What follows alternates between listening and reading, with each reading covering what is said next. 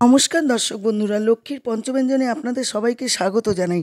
আশা করি আপনারা সবাই ভালো আছেন, আমিও ভালো আছি। আজকে আরেকটা নতুন রেসিপি নিয়ে চলে এসেছি। রেসিপিটি হলো ছোট ইলিশের সর্ষে দিয়ে ঝাল। আসুন তাহলে দেখে নিন কীভাবে তৈরি করছি। আমি ইলিশ মাছগুলো লবণ হলুদ মাখিয়ে নিয়েছি, এখানে সর্ষের তেল দিয়ে দিয়েছি, তেল গরম হয়ে গেছে, আমি মাছগুলো দিয়ে দিলাম। এখানে কাঁচা লঙ্কা, সাদা সর্ষে আর লবণ বেটে নিলাম আমি। মাছগুলো এক এক করে ভাজা হয়ে গেছে, মাছ দুটো আমি তুলে নিলাম, নিয়ে আবারও আমি দুটো মাছ দিয়ে দিলাম। এই দুটো মাছও ভাজা হয়ে গেল, এবার আমি তুলে নিলাম। এখানে কালো জিরে সম্বাদ দিয়ে দিলাম, ওই তেলেই রান্না করব। কালো জিরে একটু ভাজা হয়ে গেলে আমি এখানে ক্যামেরা বন্ধ হয়ে গেছিলো, বুঝতে পারিনি সর্ষে বাটাটা যে দিয়েছি, দেখানো হয়নি।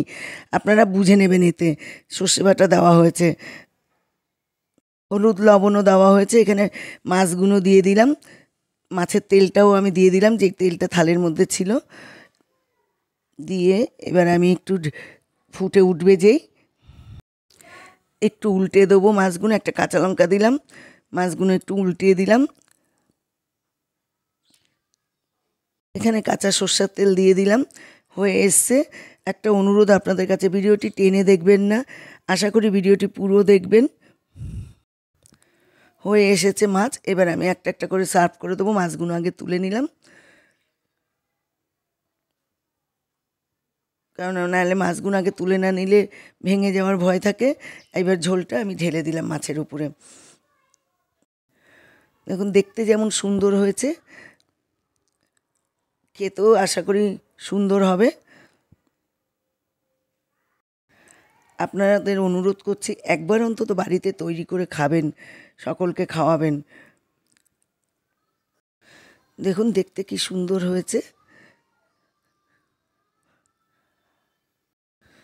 ভিডিওটি যদি আপনাদের কাছে ভালো লাগে তাহলে লাইক, কমেন্ট, শেয়ার করে দেওয়ার অনুরোধ রইল আপনাদের। এবার আমি থালি সাজাচ্ছি। দেখুন থালি সাজাচ্ছি, এখানে আমি খাবো যে সেই থালিটা সাজাচ্ছি। এখানে গাঁঠি কচু দিয়ে রুই মাছের ঝোল, আমের চাটনি, তেল পুটকার চচ্চড়ি, আর কালকের কাঠি কাবাব ছিল, আর ডাল শুকনো আছে। লবণ দিয়ে দিলাম, ভাত দিয়ে দিলাম থালাতে।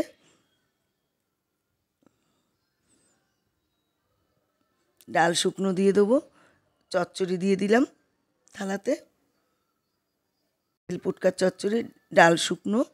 এখানে ডাল শুকনো আমি খেতে খুব ভালোবাসি, তাই একটু ডাল থাকলে সেটা শুকিয়ে নেয় মেয়ে। আচ্ছা, এখানে মাছের ঝোল দিয়ে দিচ্ছি একটা বাটিতে, গাঁঠি কচু দিয়ে করা হয়েছে বলে এরকম হয়েছে দেখতে।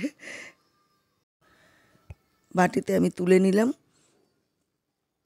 কাতলা মাছের ঝোল, গাঁঠি কচু আলু দিয়ে তৈরি।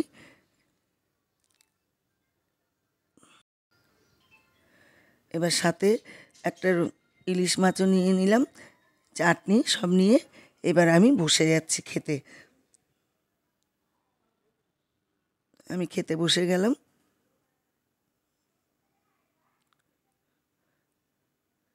এবার আমি সবার প্রথম ডাল শুকনোটা দিয়ে খাবো, দারুণ লাগছে খেতে। আমার চ্যানেলে নতুন সদস্য হলে চ্যানেলটি অবশ্যই সাবস্ক্রাইব করে পাশে থাকবেন। ভালো থাকবেন, সুস্থ থাকবেন। নমস্কার।